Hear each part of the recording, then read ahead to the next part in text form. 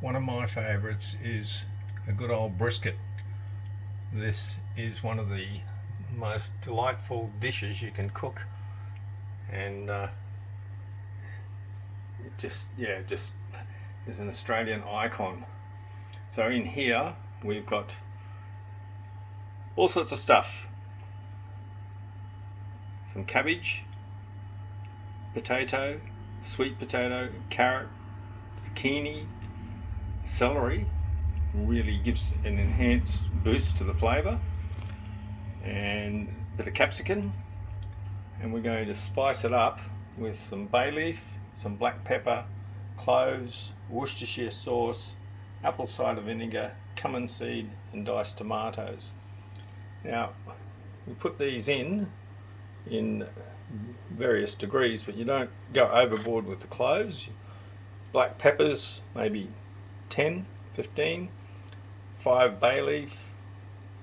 I'll go half that packet of cumin, and I'll go about a cup or half a cup of Worcestershire sauce, and about a quarter of a cup of apple cider vinegar, and the whole can of diced tomatoes, and that'll all go in there, and this will all cook down. Of course, got to get that in there, and it'll be in the oven on 170 for about 5 or 6 hours.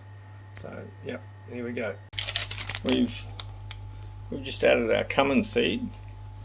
We've got a fair sprinkling of that so that it all will smell and taste beautiful. I've just put about a quarter of a cup of cider vinegar in. Now I'm going to add the Worcestershire sauce. It's about a third of a bottle left, and that is all going in there, because that's a key ingredient, is this Lea & Perrins. There's different brands of it you can get, but that's the one that I use. The cloves, I've already put them in the bottom, so they're in there, about 5 of those, and a handful of black pepper, and the bay leaves. They're all in. Okay, can of tomatoes going in on top. Right, so in with your tomatoes. That'll do. Okay, we'll stir this up. Alright, now that we've got all our ingredients in, we've got to make room for the brisket, which is still laying over there, and I haven't seasoned that yet. So we'll just mix this up a little bit, get some of that. I'm going to have to get this cooked down a little bit before I get my brisket in there, because it's just going to make it. Okay, so there is the essential guide to cooking brisket. I don't follow that guide.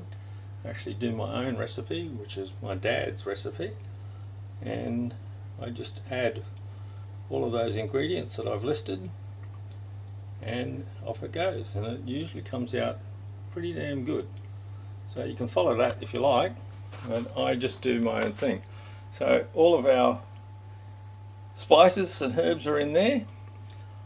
I've opened the brisket up, and this is ready to go on top. We just pour the juices in, keep all that. I'm going to have a little trouble making all this fit, to be honest,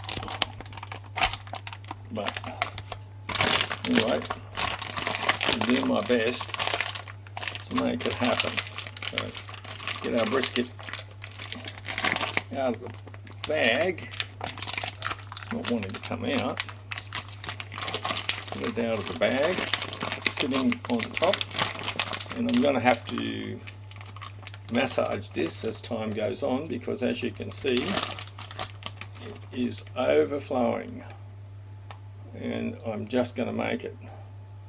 So I'm going to have to take a little bit of liquid out until this cooks down.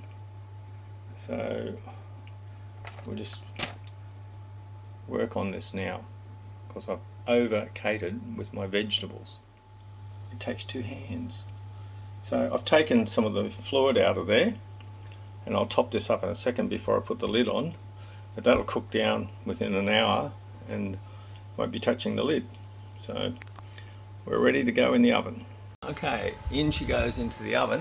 And one of the tricks that I do is I've got a stainless steel container down here which has got water in it, so that will just slow down the evaporation process and allow the cooking to go nicely. Now I'm going to drop that back to about 170 because this is going to be in there for a long time. So there you go.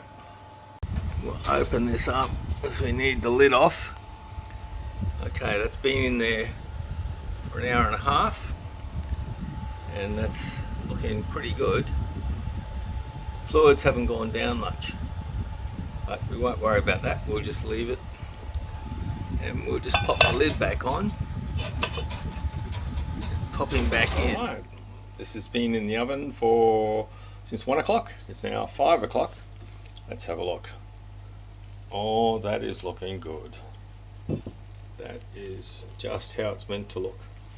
Let's just do a test to see how it's coming together or not. Yeah, look at that. That is just coming apart beautifully, which is what it's meant to do. So it's pretty much cooked. Well, I'm going to let it go for another 30 minutes and then just, yeah, then I'll just do that and pull it apart. That's going straight through there. So yeah, we are good to go. So there you go, Aussie brisket, and the taste is amazing.